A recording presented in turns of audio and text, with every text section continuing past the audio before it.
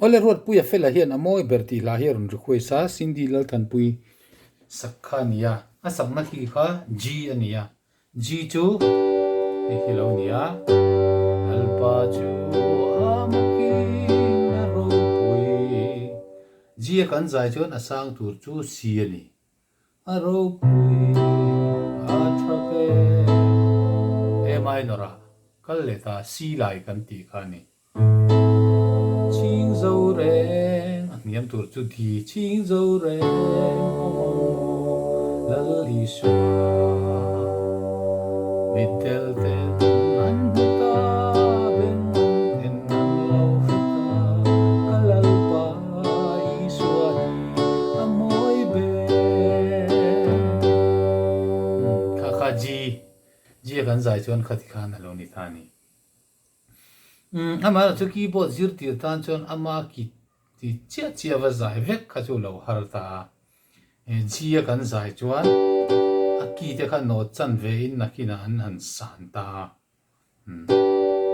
ji atang chuan not khata kan san chuan a ania hei ji kha ania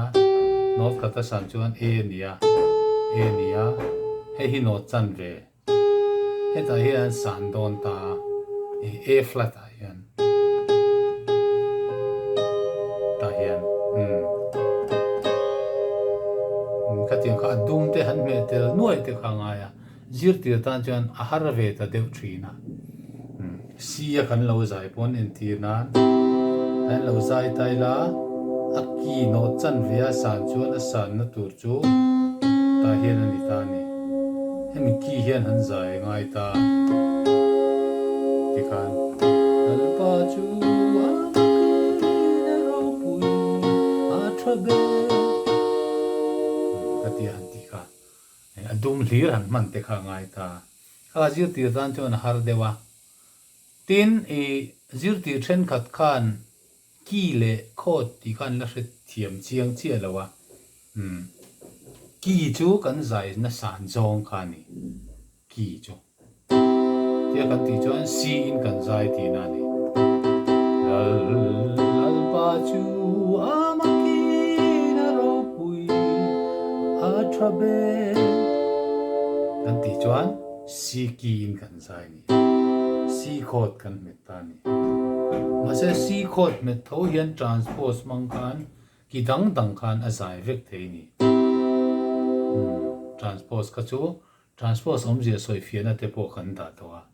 tu na po hemi met tho hian transpose c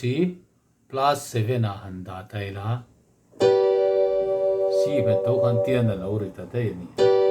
plus 7 emo minus 5 po minus 5 le plus 7 kai nang renga g ve ve ni a ai octave ni min ron ri ha alpa chu amaki na ro pui a trabe ati khan c kho ti kan met thawa g ki in kan zai ni transpose mangin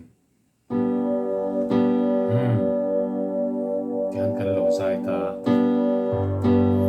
alpa chu amaki na ro pui a trabe ching zo ren omo lal li sa mitel ten an ta ben ten lo ta kalal pa I swa amoy be ti kan lo zai ta ni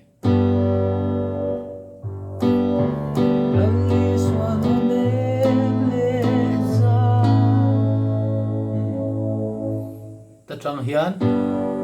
d minor a kan kala ti chuan ta hian d major a kan alut ta ni ti le ang dali swan on em le sai dam pin rau su ka om pui ang se he ko vel swal tim ma le ma ka fai ze ram che mi ti isu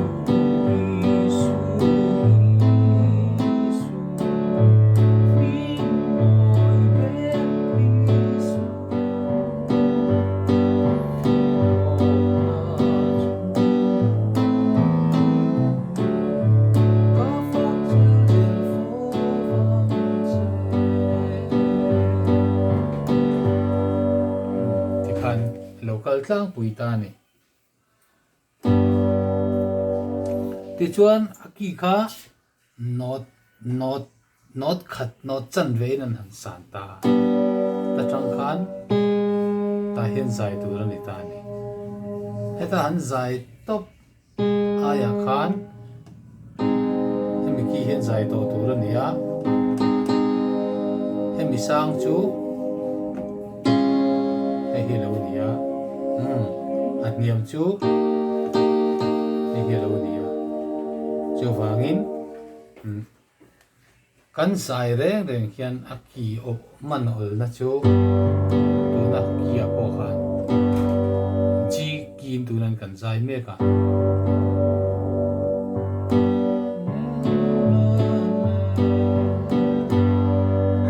he ki hila felo po ni la sa kan kalanga lal pa chu ti ka ol ta ni pa chu khatiang chia khan hemi kia kan zai don chuan sanga kan kalanga niama lalpa chu ka ulta ni khatiang chia khan an ti ve ni po khan an guitarist te po khan tan zai kha lalpa chu oni la zel fovance tuhan tian kalanga lalpa chu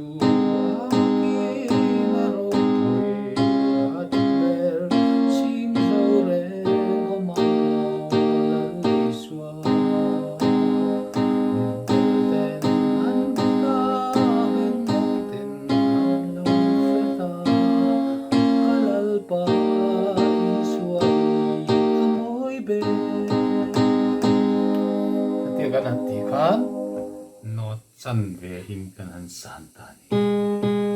ji kan zai wangin he hi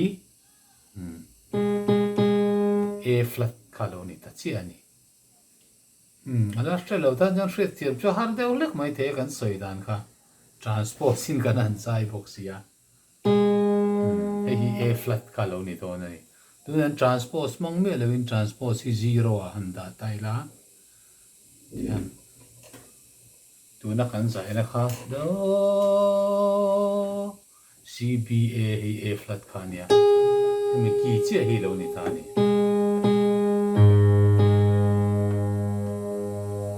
hi no chan ve an han san na che kha alo ni ta ni transport lo pon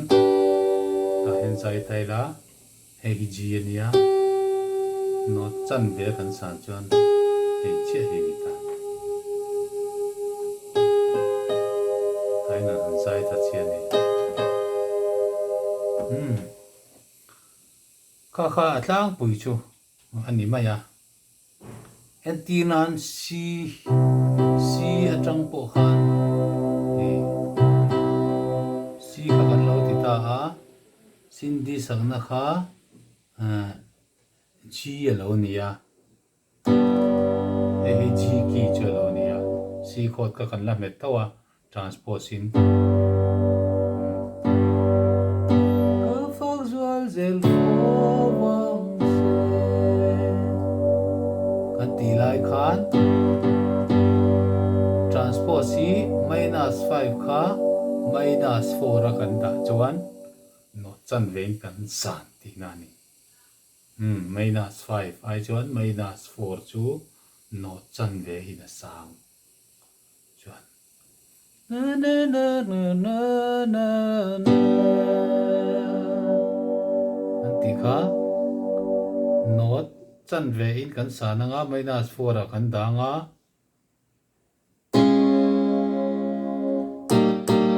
lalpa chu amaki atia kan ti khan not chan ve in kan lo san to ni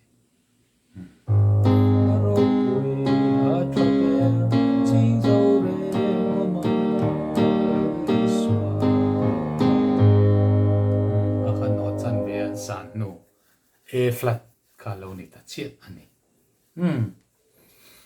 ti khani tu tok phot mayang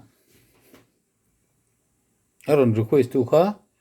ruat puya fela ani